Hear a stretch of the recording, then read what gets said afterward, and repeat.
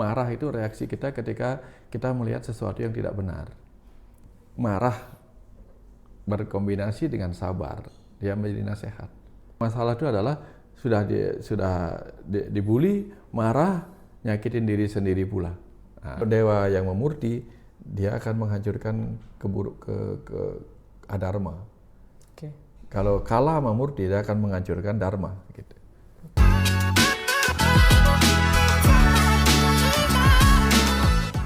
Bisa dibilang Pak Wayan itu ya Yeah. the most wanted guru in town itu Pak Wayan. guru yang salah satu guru yang paling dicari, yang paling banyak menginspirasi Pak Wayan. Yeah. Pak Wayan, bagaimana perasaan Pak Wayan? Pasti banyak banget orang-orang yang terinspirasi dengan Pak Wayan. Maksudnya katanya mendapat merubah hidupnya segala macam. Bagaimana perasaan Pak Wayan menjadi guru yang bisa menginspirasi? Paling bersyukur aja ya. Bersyukur aja Pak. Bersyukur karena berguna gitu aja. Berguna. Karena mereka mendapatkan apa yang mereka butuhkan. Makanya Tiang siapkan di YouTube nih kan. Ada yang punya pertanyaan karma. Kenapa Tiang membuat seperti itu? Karena bayangkan itu, dari umur 10 tahun dan lebih kecil dari itu juga pernah, Tiang punya banyak pertanyaan. Di usia 31 tahun baru pertanyaannya terjawab. Jadi 21 tahun loh, bayangkan itu. Bayangkan kalau ketemu orang bertanya, terus tidak mendapatkan jawabannya juga, kan kasihan mereka. Makanya sebelum mereka bingung mencari jawaban, tak siapin jawabannya. Itu sebabnya yang bikin YouTube, yang bikin TikTok, sehingga siapa tahu sebelum bertanya mereka sudah dapat jawabannya. Itu aja misinya sebenarnya. Sebelum bertanya sudah dapat jawabannya, benar Pak. Karena tidak mau mereka mengalami seperti yang dia alami. Lama tidak ketemu jawaban gitu.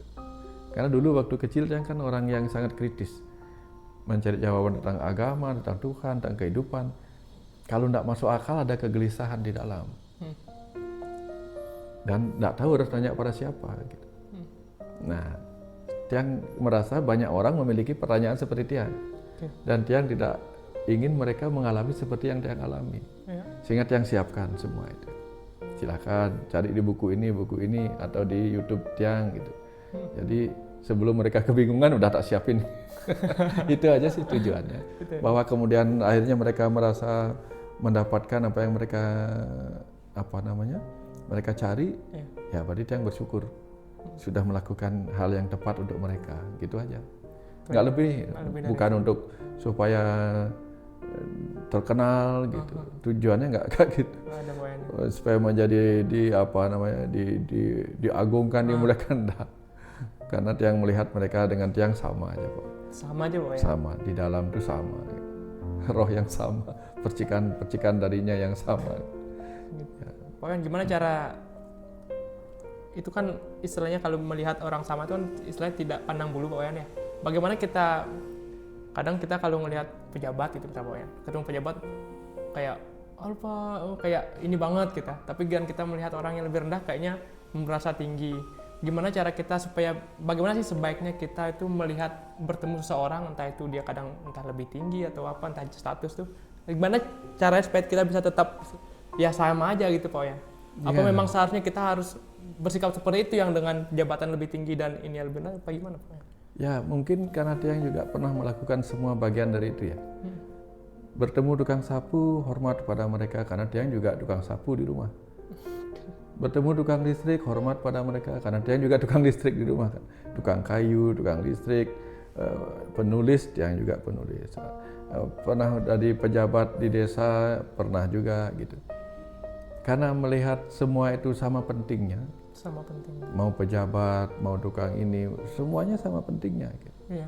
Sehingga tidak pernah melihat ini lebih hebat dari ini lebih tinggi kedudukannya dari ini, enggak.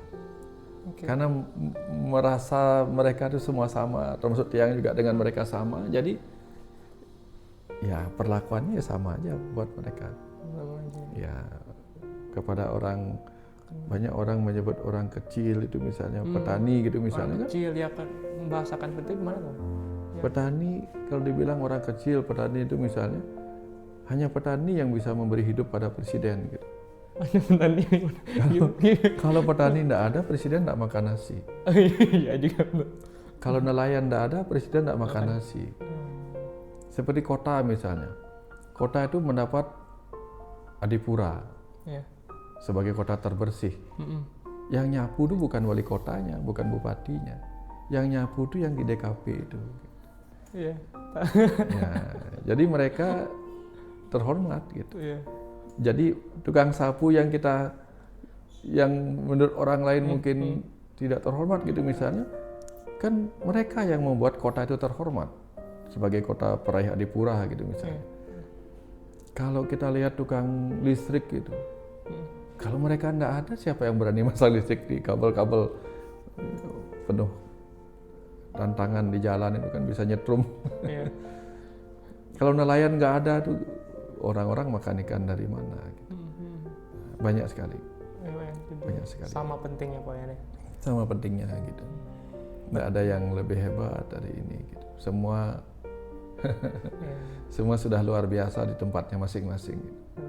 Ya, yang ketemu orang meditasi tingkat tinggi. Gimana Pak Wayan? Pas lagi naik motor. Di depan tiang ada pickup tapi ada serubungnya gitu. Ada atapnya begini. Ya kayak apa namanya? Bukan bak terbuka, bak tertutup. Bak tertutup. Okay. Ada gini. Dan di dalamnya itu ada orang lagi duduk. Duduk menghadap ke sana. Jadi kan berhadapan dengan tiang. Oh iya, ada belakangnya. Dia duduk di tempat di mana mobil itu memuat sampah. Okay. Tiang di belakangnya itu membaui sampahnya itu. Tapi bukan sampahnya yang menjadi perhatian tiang. Orang yang duduk di dalamnya itu, dia santai aja begini. Gitu. Santai aja Pak. Seperti tidak ada apa-apa gitu. Di situ tiang mulai paham. Kalau tiang bisa duduk meditasi dengan tenang di kamar, ada asap dupa yang harum gitu. Ya mungkin jauh lebih gampang ya. Iya, hal biasa Pak Wayan ya. Biasa. Itu tingkat tinggi itu duduk di sana. Iya benar Pak. Jadi lebih hebat mereka kan. Iya. Dalam hal seperti itu, langit di atas langit ada langit itu dah benar sekali. Di atas langit masih ada langit ini. Benar Pak Wayan. Ya. Luar biasa. Ya. Pak Wayan. Ya. Manusia kan punya berbagai macam sifat Pak Wayan ya. Kalau dibagi tiga kan satwa, rajas, tamas. Ya. Dan ada kalau hal baik-baik ya mungkin ada beda. Ini masalah marah Pak Wayan. Ya. Itu kan manusiawi Pak Wayan. Ya, ya. Pak Wayan sendiri sebagai bagi saya, bagi banyak orang, Pak Wayan sosok udah yang maksudnya cukup udah spiritual, cukup mengalami banyak mengalami garam. Apakah Pak Wayan, seorang Pak Dr. Wayan Mustika masih pernah marah? Marah. Masih pernah marah? Marah. Dan apa sih yang menyebabkan seorang seperti Pak Wayan itu marah? Misalnya ketika ada orang, misalnya contoh nih, ketika ada orang buang sampah sembarangan di jalan, naik mobil buang sampah sembarangan, kan langsung bereaksi di dalam, aduh, nah, itu kan marah. Okay. Aduh itu pun marah bagi Aduh tiang. itu marah Pak Wayan? Oh bagi tiang. Oh bagi Pak Wayan, okay. Aduh. Tapi nggak langsung datangin orang enggak gitu. Okay. Atau misalnya ya itu tadi sembarangan buang. Atau ketika anak yang lagi bandel gitu misalnya, tidak mau dikasih tahu, ya marah. Tapi bukan marah seperti meledak. Itu pun marah bagi tiang ketika, loh kok belum ini gitu. Nah itu marah. Itu pun marah. Karena marah itu penting. Kalau kita tidak marah mungkin kita akan biarkan saja gitu. Okay. Cuman marah berkombinasi dengan sabar, dia menjadi nasihat. Marah kombinasi dengan sabar jadi nasihat. Makanya gitu. Marahlah dengan sabar. Rumus apa lagi tuh? Marah dengan sabar, oke. Jadi nasihat. Karena kalau marahnya tidak dengan sabar, bisa jadi macam-macam. Ngamukan, gitu. Ngamukan, kemudian menghancurkan ini, hancurkan itu kan reaksi ego kita begitu. Jadi marah itu reaksi kita ketika kita melihat sesuatu yang tidak benar dalam versi aturan. Versi aturan ya, bukan? Versi aturan. Kalau aturan mengatakan begini, tapi orang itu melanggar kan kita jengkel juga. Jengkel melihatnya, tetapi ketika ada kesabaran, paling-paling kita akan mengatakan, jangan gitu dong, kasihan orang begini. Gitu. Nah itu sambil ngajarin anak, sehingga anak juga tahu, oh ini nggak benar. Kalau ada orang naik motor begini caranya nggak benar tuh deh gitu. Ya. Marah kalau Beda kalau marah waktu kecil beda lagi kan. Ya, Ya, waktu kecil kan kita tidak terkendali. tidak terkendali. Nah, marah itu kan harus ada. Ya, Yang penting terkendali. terkendali. Makanya dalam bahasa Bali bukan hanya buta yang memurti, kala memurti, dewa pun bisa memurti. Nah, ya. Nah, kan nonton kalau dia ogoh-ogoh kan, Dewa Wisnu Murti. Heeh. Kalau Wisnu Murti kan wajahnya serem. Iya, benar. Ya. Makanya kayak saya dulu mikir Pak Yan, Dewa Siwa. Ini katanya dewa, tapi kok mohon maaf Pak Yan ya, tapi kok sampai bisa marah. Bahkan yang Oh, iya. lebih ekstrimnya kok maksudnya Ganesha Pak Yan.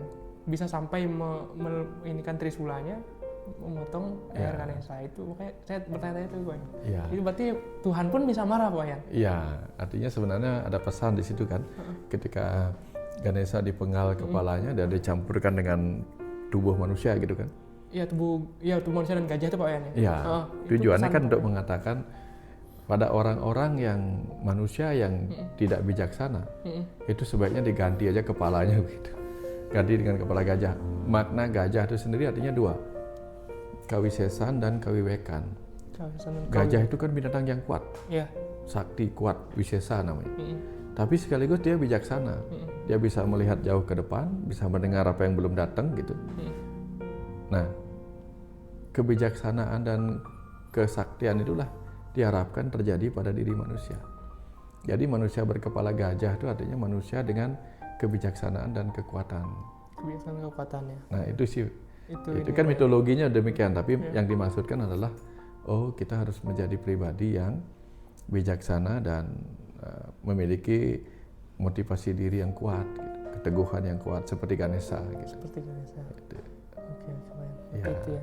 Kemarahan harus digabungkan dengan kesabaran jadi Ya, nasihat, Pak. kombinasi. Ya. Jadi tidak selalu marah tuh konotasinya negatif nggak juga, Pak. Negatif. Ya. Kalau marah itu berapi-api kan masalah juga.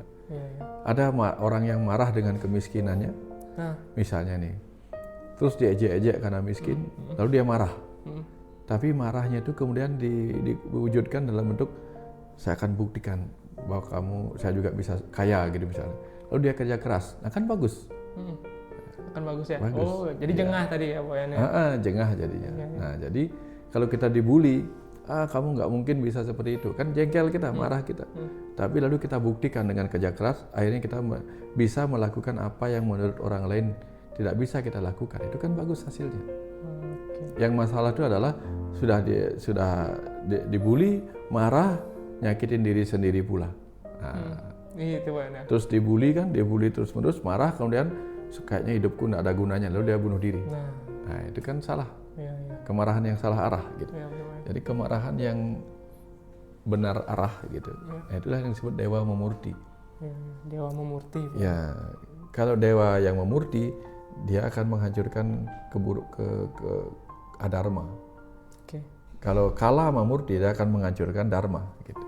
Kayak itu. Jadi tugas kita ada saat tertentu di mana sifat-sifat kebaikan kita harus marah. Karena kalau ngalah terus kan bahaya. Iya. Ya, gitu. Luar biasa, Pak. Terima kasih banyak.